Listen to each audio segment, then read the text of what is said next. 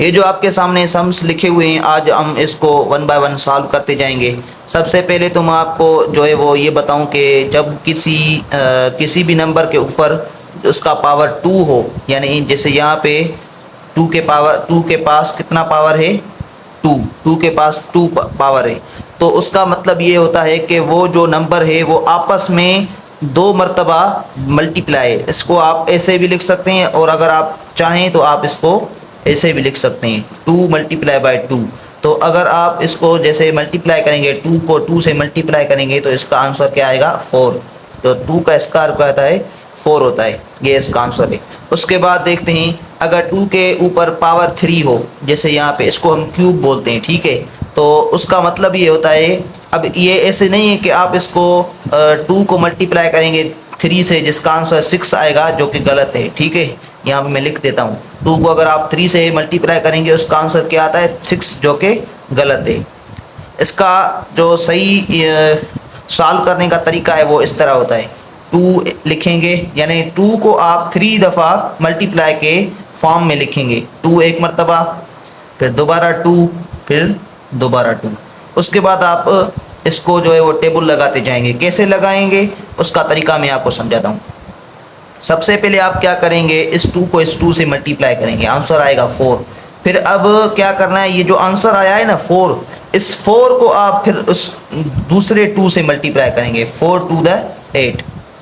तो इसका जो आंसर आएगा, टू के ऊपर अगर पावर क्यूब यानी थ्री हो तो उसका जो आंसर आता है वो एट आता है। उसके बाद हम देखते हैं, टू के ऊपर जो पावर है वो है फोर, यानी इसका मतलब ये है कि टू को हम टू से ही चार मरतबा हम मल्टीप्लाई करेंगे, टू टू द फोर, यहाँ पे फोर आया। अब फोर को टू से मल्टीप्लाई करेंगे एट, अब एट को टू से मल्टीप्लाई करेंगे तो आंसर आएगा 16, ठीक है। उसके बाद देखते हैं, थ्री के ऊपर पावर टू है, तो इसका मतलब ये है कि अब यहाँ पे देखें, अक्सर स्टूडेंट्स क्या समझते हैं कि टू के ऊपर पावर थ्री हो या थ्री के ऊपर पावर टू हो आंसर सेम आता है, लेकिन ऐसा नहीं है। अगर आपको मैं समझाने के तौर पे यहाँ पे पहले हम क्या करते हैं, यहाँ पे मैं टू लिखकर यहाँ पे थ्री देखता हूँ, यहाँ जैसे यहाँ पे इसका आंसर हमने क्या निकाला, एट निकाला है। तो अब इसका आंसर एट नहीं निकलेगा, यानी जो मैं आपको बात समझाने जा रहा हूँ वो ये है कि इसका ये स्टूडेंट जो समझते हैं ना कि थ्री के ऊपर पावर अगर टू हो तो वो भी आंसर उस जैसा ही होगा जैसे टू के ऊपर पावर थ्री हो, ठीक है ना। तो यहाँ पे तो एट आया, लेकिन यहाँ पे एट नहीं आएगा, देखना कैसे, थ्री लिखेंगे फिर थ्री लिखेंगे, तो थ्री को थ्री से जब मल्टीप्लाई करेंगे, थ्री थ्री द नाइन, तो इसका आंसर जो आया वो नाइन आया। आगे देखते हैं, अगर किसी भी नंबर के ऊपर पावर जो आए वो एक हो, ठीक है, जैसे यहाँ पे है, तो उसका जो आंसर आता है वो सेम ही होता है। जैसे यहाँ पे थ्री है ना, तो हम यहाँ पे थ्री लिखेंगे, क्योंकि जब भी किसी भी नंबर के ऊपर कुछ भी ना हो तो उसके ऊपर वन होता ही होता है। जैसे यहाँ पे टू है ना, तो इसके ऊपर अगरचे कुछ भी ना हो लेकिन इसके ऊपर एक जरूर होता है। आगे चलते हैं, देखिए या ये जो सम है इसको थोड़ी समझने की जरूरत है, वो इस वजह से कि जब भी किसी भी नंबर पे अगरचे वो थ्री हो, टू हो, फाइव हो, सेवन हो, कौन सा भी नंबर हो, उसके ऊपर अगर पावर जीरो आएगा तो वो जीरो हो जाएगा। इसका मतलब वैसे ही है जैसे आप किसी भी नंबर को मैं जैसे यहाँ पे लिखता हूँ, टू को अगर आप जीरो से मल्टीप्लाई करेंगे तो आंसर क्या आएगा, जीरो आएगा ना।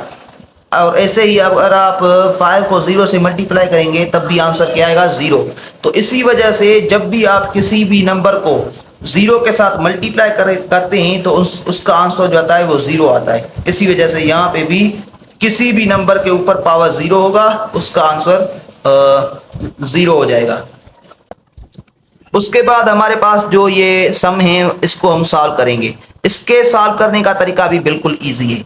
देखिए हमें यहाँ पे टू है, फिर माइनस, फिर प्लस, उसके बाद वन। अब ये जो ब्रैकेट की निशानी होती है ना, यानी जो भी नंबर होता है वो ब्रैकेट के अंदर होता है, तो उसका मतलब ये होता है कि वो आपस में मल्टीप्लाई है।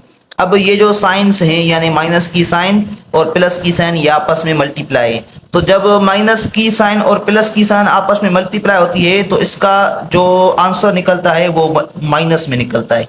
मैं आपको यहाँ पे सिंपली समझा देता हूँ।